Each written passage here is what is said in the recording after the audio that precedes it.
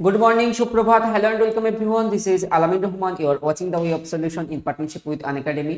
আজ আমরা 23rd জুনের সাম্প্রতিক ঘটনা আলোচনা করব। প্রথম থেকে শেষ পর্যন্ত পর্বটি দেখবে এবং চ্যানেলে ধারাবাহিকভাবে সমস্ত লাইভ ক্লাস হচ্ছে। তোমরা প্রতিটিতে চাইলে পার্টিসিপেট করতে পারবে তোমার পরীক্ষা প্রস্তুতিকে আরো বেশি মজবুত করার জন্য। এগুলো কিন্তু সবই প্র্যাকটিস ক্লাস চ্যানেলে কন্টিনিউ হচ্ছে। আমি লাস্ট দিনের স্ট্যাটিক জিকে ক্লাসের লিংক ডেসক্রিপশনে দিয়ে রাখবো। আমার জিকে ক্লাস প্রত্যেকে ওয়াচ করবে। ওকে, প্রথম প্রশ্ন, সম্প্রতি প্রকাশিত হয়েছে এজ অফ লিভিং ইন্ডেক্স, অর্থাৎ বসবাসের জন্য সেরা শহর। এই ইন্ডেক্স সম্প্রতি প্রকাশিত হয়েছে। এই ইন্ডেক্স বেসিক্যালি 1 মিলিয়ন অর্থাৎ 10 লাখের বেশি যে শহরগুলোর পপুলেশন তার জন্য একটা লিস্ট করা হয়, আরেকটা 1 মিলিয়ন বা 10 লাখের কম পপুলেশন যে সিটিগুলো তার উপর একটা লিস্ট করা হয়। তো এই যে প্রশ্নটা দেওয়া হয়েছে, এই প্রশ্নটা 10 লাখের ওপরের ক্রম থেকে, বিকজ সব বড় বড় শহরের নাম রয়েছে। সম্প্রতি প্রকাশিত এজ অফ লিভিং ইন্ডেক্স অনুসারে সেরা শহর কোনটি, অর্থাৎ বসবাসের জন্য সেরা? সঠিক উত্তর হচ্ছে Bengaluru. Option B is the correct answer, কর্ণাটকের রাজধানী। ডিটেলে, Hardeep Singh Puri, minister of state independent charge housing and urban affairs announced the release of the final ranking of ease of living index 2020। তো তিনি সম্প্রতি এই যে এজ অফ লিভিং ইন্ডেক্স 2020 এটা সম্প্রতি রিলিজ করলেন। এখানে বাংলাতে তথ্য রয়েছে, পরিষ্কার বুঝতে পারবে প্রত্যেকে। দেখো বলছে বেঙ্গালুরু 10 লক্ষের বেশি জনসংখ্যা বিশিষ্ট শহর বিভাগের ক্রম তালিকায় প্রথম স্থান দখল করেছে। এরপরেই রয়েছে পুনে অর্থাৎ মহারাষ্ট্র, তারপরে আহমেদাবাদ অর্থাৎ গুজরাট, দেন চেন্নাই, দেন সুরাট। অর্থাৎ যে 1 মিলিয়ন অর্থাৎ 10 লক্ষের যে বিভাগটা, সেই গ্রুপে যে সমস্ত শহরগুলো আসবে, প্রথমে বেঙ্গালুরু, দেন পুনে, দেন আহমেদাবাদ, দেন চেন্নাই, দেন সুরাট ইত্যাদি ইত্যাদি এভাবে লিস্ট আছে। এরপরে যদি আমরা দেখি 10 লক্ষের কম মানুষের বসবাসযোগ্য শহরগুলির ক্রম তালিকায় সিমলা প্রথম স্থান দখল করেছে। এরপর রয়েছে ভুবনেশ্বর, তারপর রয়েছে সিলভাসা। তো এটা আমরা মনে রাখতে পারবো, এজ অফ লিভিং ইন্ডেক্স এগুলো থেকে প্রশ্ন হয়। কোন নৌজাহাজকে, ভেরি গুড কোশ্চেন, কোন নৌজাহাজকে ফ্লিট অ্যাওয়ার্ডস ফাংশন 2021-এ পূর্ব নৌ কমান্ডারের অর্থাৎ ইস্ট নৌ কমান্ডারের সেরা শিপ হিসেবে বিবেচিত হয়েছে? এদের মধ্যে কোন শিপটাকে? সঠিক উত্তর হচ্ছে INS Sahyadri. Option B is the correct answer. বলছে fleet awards function 2021 to celebrated the eastern naval command recognizing operational achievement. অর্থাৎ আমাদের ইস্টার্ন কমান্ড যে রিজিয়ন, সেখানে এই ফ্লিট অ্যাওয়ার্ড সেরিমনি বা এটা সেলিব্রেশন হয়েছে কি জন্য? যে বিভিন্ন অপারেশনাল অ্যাচিভমেন্টসের উৎকর্ষতার স্বীকৃতি স্বরূপ। ওকে, এই জন্য করা হয়েছে। তো INS Sahyadri was addressed as the best ship of the eastern fleet. Eastern ফ্লিটের সেরা শিপ হিসেবে আইএনএস অর্থাৎ Indian naval ship INS Sahyadri কিন্তু বিবেচিত বা ভূষিত হয়েছে। অন স্ক্রিন তোমরা ছবি দেখতে পাচ্ছ, ফ্লিট অ্যাওয়ার্ড ফাংশন 2021। কোন মন্ত্রক সম্প্রতি জান হে তো জাহান হে, জান হে তো জাহান হে ক্যাম্পেইন লঞ্চ করলো? মূলত এটা একটি অ্যাওয়ারনেস ক্যাম্পেইন। সঠিক উত্তর হবে ministry of minority affairs. Option B, ministry of minority affairs along with various social education organization, বিভিন্ন এনজিও, বিভিন্ন ওমেন সেলফ হেল্প গ্রুপ, অর্থাৎ এগুলোর সঙ্গে মিলে with ministry of minority affairs কি লঞ্চ করলো? লঞ্চ করলো জান Hai To Jahaan Hai awareness campaign. Jaan Hai To Jahaan Hai awareness campaign. এবং ইউনিয়ন মাইনরিটি অ্যাফেয়ার্স মিনিস্টার হলেন মুক্তার আব্বাস নকভি, মনে রাখবো। ওকে, তো option B is the correct answer. Next দেখবো sustainable development report, sustainable development report 2021 ভারতের র্যাঙ্ক কত এবং কোন দেশ শীর্ষে? ভারতের র্যাঙ্ক হচ্ছে 120। Option A is the correct answer. 6th editions of sustainable development report 2021 যেটা সম্প্রতি রিলিজ হয়েছে, ইন্ডিয়া র্যাঙ্কস 120, 120তম পজিশন আউট অফ 165 কান্ট্রিজ, 165টি দেশের মধ্যে।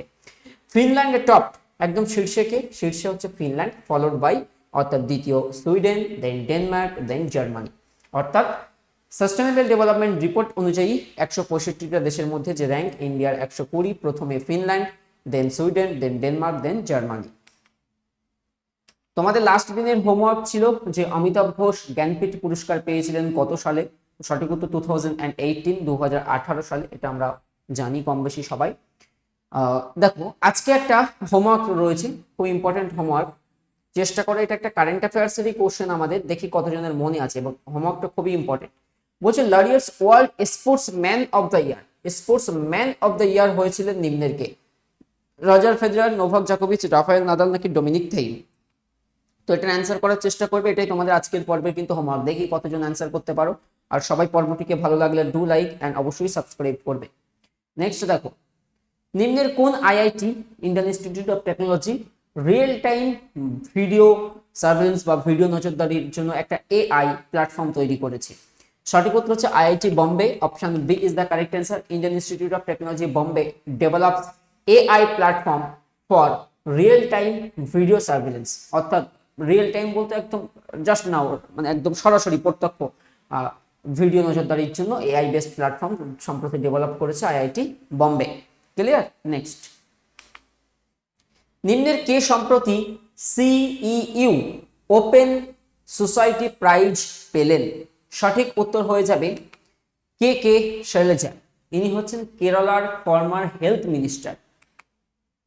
কে Shailaja has been awarded at the central European university, অর্থাৎ সিইইউ মানে হচ্ছে সেন্ট্রাল ইউরোপিয়ান ইউনিভার্সিটি কর্তৃক open society prize in recognitions of her commitment to public health service. Public health সার্ভিসে তার যে রিকগনিশন, তার যে অবদান, সেই জন্যই কিন্তু ওপেন সোসাইটি প্রাইজ দিয়েছে সিইইউ অর্থাৎ সেন্ট্রাল ইউরোপিয়ান ইউনিভার্সিটি।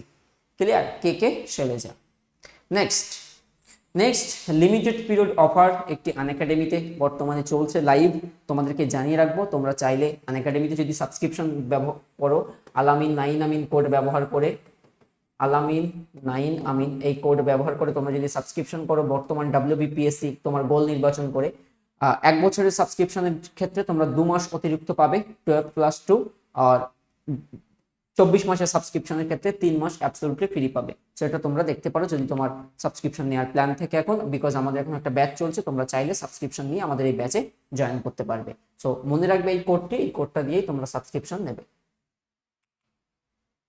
নিম্নের কে সম্প্রতি the 7 signs of being a mother শীর্ষক বইটির ঘোষণা করলেন? তার একটা আপকামিং বই তিনি সম্প্রতি টুইট করে সেটার নাম রিলিজ করেছেন। তিনি কে? সঠিক উত্তর হবে Tahira Kashyap Kapoor. Options Khurana, options C is the correct answer.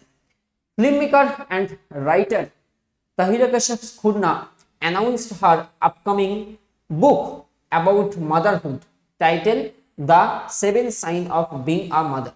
এই শীর্ষক বইটা তিনি রিলিজ করবেন, এই জন্য তিনি সম্প্রতি অ্যানাউন্সমেন্ট করেছেন। সো তাহিরা কাশ্যপ খুরনা হবে correct answer. Spain, important question. Spain, এটার উপরে বেস করে আজকে ওই যে কোশ্চেনটা দিয়েছি হোমওয়ার্কে, বলছে স্পেন কোন টেনিস খেলোয়াড়ের জন্মদিনকে তারা তাদের জাতীয় টেনিস ডে বা ন্যাশনাল টেনিস ডে হিসেবে তাদের দেশে উদযাপনের জন্য সিদ্ধান্ত নিয়েছে নেক্সট ইয়ার থেকে? স্পেন। এখান থেকে তাহলে আমরা জানতে হবে, আমরা অনেক সময় বলি না যে এই টেনিস খেলোয়াড় কোথাকার প্লেয়ার, আমরা অনেক সময় দেখি যেমন নাওমি ওসাকা আসলে আমরা জাপান করি, বা এগুলো তো আমরা ডেফিনেটলি করি, অস্ট্রিয়া করি, স্পেন করি। তো অ্যান্সার হয়ে যাবে কি? Rafael Nadal. রাফায়েল নাদালের যে বার্থডে হবে সেটাকে তারা জাতীয় টেনিস ডে হিসেবে পালন করবে।